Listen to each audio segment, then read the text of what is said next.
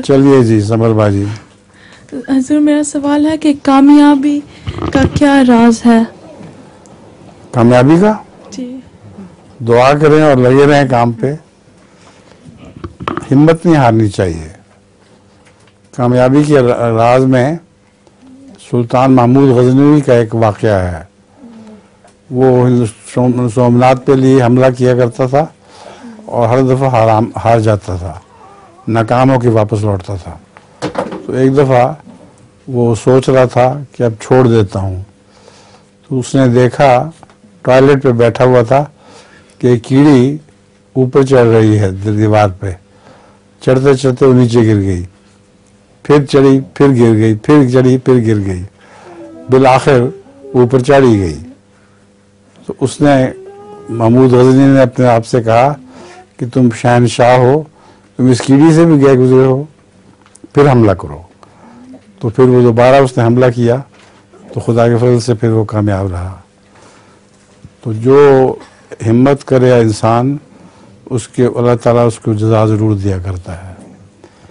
एक बुज़ुर्ग के मुतल्लिक भी आता है वाक़या कि उसको वो दुआएं किया करता था, तो उसकी दुआओं में हमेशा ये आवाज़ आया करती थी कि मैंने तेरी दुआ कबूल नहीं की।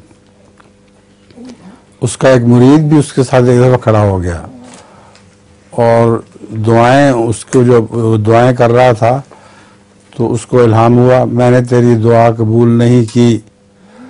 उस पर उसने दुआएं जारी रखी। नमाज के बाद उस मुरीद ने कहा कि तुम अजीब इंसान हो कि तुमने, खुदा ताला ने कहा मैं तुम्हारी दुआएं कबूल नहीं करता, तो क्यों कर रहे हो?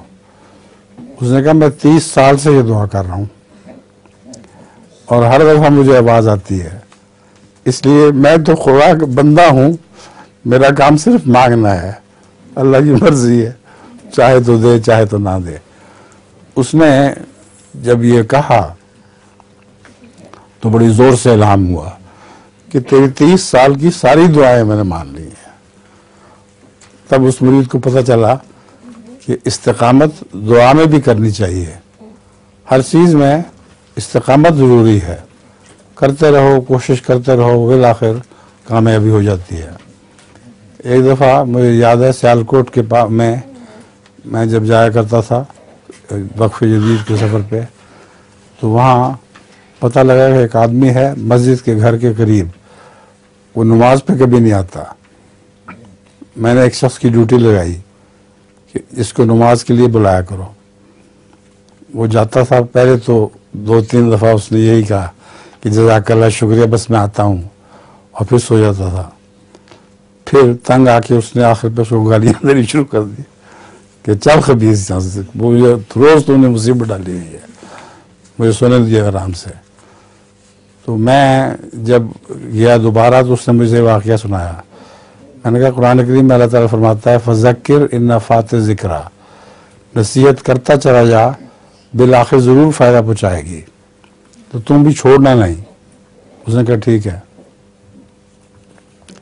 एक दफ़ा की बात है, मैं दोबारा जब सियालकोट गया तो सख्त सर्दी थी और बारिश थी और मस्जिद खाली पड़ी थी, कोई भी नहीं था, सिर्फ एक आदमी मेरे पास आके बैठा।